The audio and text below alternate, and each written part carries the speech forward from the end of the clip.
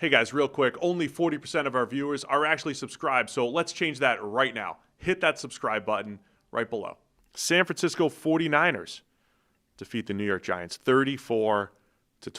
Giants move to 6-3. I'm sorry, Niners move to 6-3. Giants fall to 2-7. Mac Jones completed his first 14 or so passes. I lost track after a while. It was a banner week for consecutive completions. Yeah. Sam Darnold, Another Mac thing, Jones. we're at a golden age. Golden age of consecutive completions. What was the stat I pulled last night in the instant reaction? At one point, Mac Jones had more bloody noses than incompletions. And efficient. Stat? What? Is that a stat? I just made it up. Okay. I missed the boat, by the way, during the Bengals game because they've got 9 million stats about how they scored a ton of points, but they gave up more than they scored, and that's never happened since the 60s or the 30s or the 20s. Yeah. Bengals are the first team to score 38-plus in back-to-back games and lose both since the 66 Giants. 66 Giants. I missed all the good Bengals stats because they've got some special futility stats. But anyway, Niners looked really efficient on offense once again. Yeah. And this is the Niners offense looks good. They're getting healthier. Was Purdy the emergency quarterback for this game? They're thinking he might be back next week.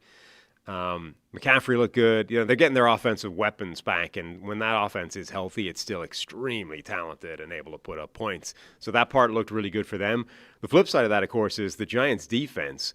Outside of making a play or two here and here, they almost had their own version of that play that the Falcons had, where two edge rushers combined for the turnover. Brian Burns got pressure on Mac Jones, and Abdul Carter goes up and gets the ball and high points it. And ends up with, it's one of those ones where it doesn't matter if it's an interception or a fumble at that point. They called that strip sack, right? It's whatever it is, it doesn't matter anymore. We know the defense has the ball. Right, the ball doesn't hit the ground. It's just what you categorize it as. It affects your passer rating somewhere.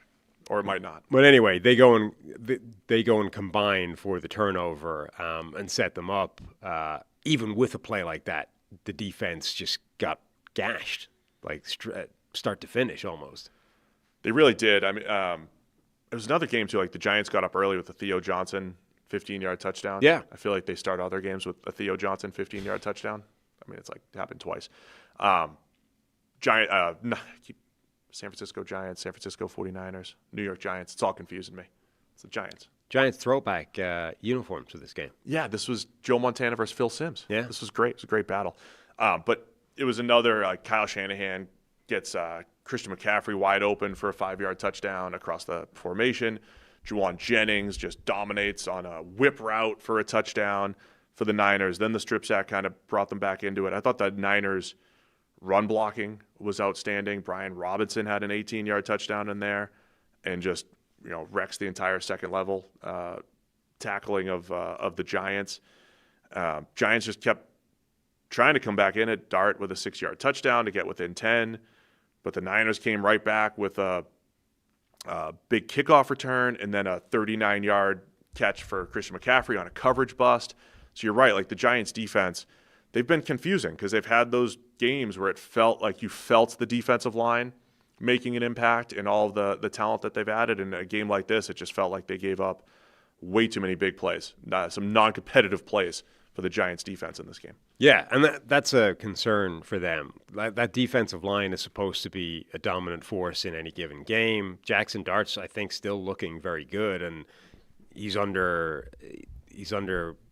in terms of the supporting cast he has around him. Obviously, Scadaboo's injury taking him out, the lack of Malik Neighbors being down. The playmakers on offense are not what they should be around Jackson Dart, but you're still encouraged by what he's doing. But this defense has just given up so much the last few weeks. They need to be better on that side. Yeah, 53 yards on just 5 carries for Brian Robinson. And then McCaffrey had 106 on his 28 carries. The Niners just did a really good job. They dominated up front. And I think the Giants still rushed the passer well overall, but they got gashed in the run game and just too many big plays, or easy plays, I should say, for the Niners in the pass game. So if this is the end of Mac Jones, he's filled in admirably. Yeah. For was it 1 loss or 2 losses for the Niners here with Mac? But he has been very efficient, run the offense well, put the ball in harm's way a couple times, but essentially got the ball to their playmakers, took advantage of having McCaffrey as a receiving weapon, and he's done a really nice job filling in for Purdy. He has. I mean, he's sort of rebuilt his reputation a lot in this stint.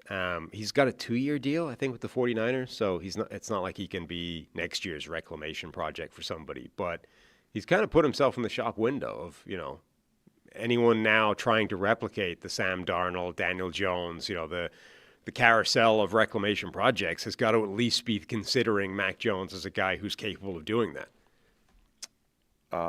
Another costly injury for the Niners. So they brought in Keon White to rush the passer from the Patriots, trade last week.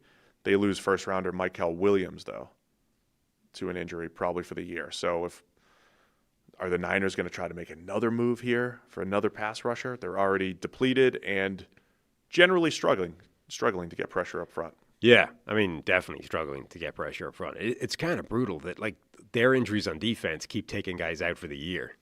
At least on offense, all the players are theoretically coming back at some point. It's just, we're missing him for a while. Every guy they lose on defense is and that's an immediate done for the season. No, everything is for the year for the Niners. So they're 6-3. Their upcoming schedule here, San Francisco, the NFC West, man, the battle. They're all going to be playing each other. 6-3 Niners. They're going to play the Rams next week in their rematch. The Rams and Seahawks are going to play in a couple weeks. So the NFC West starting to come to a head here. But the Niners have some opportunities. They got Rams next week, but then Cardinals, Panthers, Browns the 3 following weeks. They're sitting here at 6-3. Then the Titans, too, after their bye. So Niners have a workable schedule here.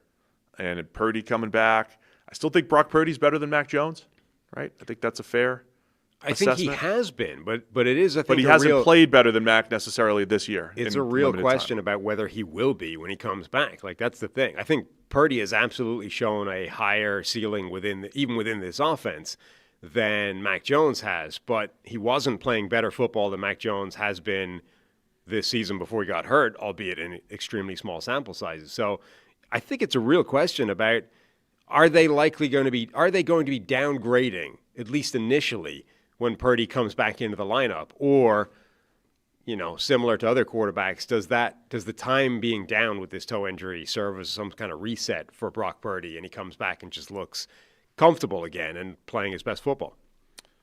And then for the Giants, really quick, we were talking about, did Jackson Dart save Brian Daboll's job and all this? They're still sitting here at 2-7. Yeah. I think Dart has shown a lot, and I think it's also fair. He also was the leading rusher for the Giants with 56 yards. It's also fair to say you've lost Scattaboo. Who you throwing to? You got no Malik Neighbors. Dart could play great every week, but I don't think it's ever going to really show up. They don't have the playmakers right now. And so I don't know what you learn, and I don't know what you learn about Daboll and the Giants. I mean, if they keep losing, is it a whole new regime, or you just run it back and say, we need better players?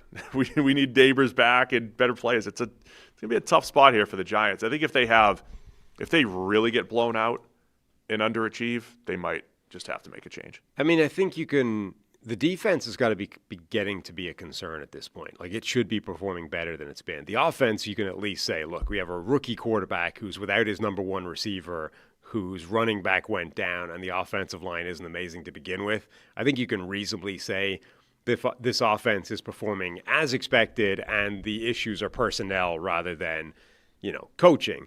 Defense, I think you can say, look, this personnel should be playing better than this, and if it isn't, we've got to start asking some coaching questions. Whether or not that filters its way to Daboll as the head coach, I think is up for debate. But yeah, it's an interesting kind of self-evaluation for the Giants down the stretch and then into the offseason. Thanks for watching all the way to the end of the video. Check the Mic is live Monday, Wednesday, and Thursday, so be sure to hit subscribe so you don't miss a video.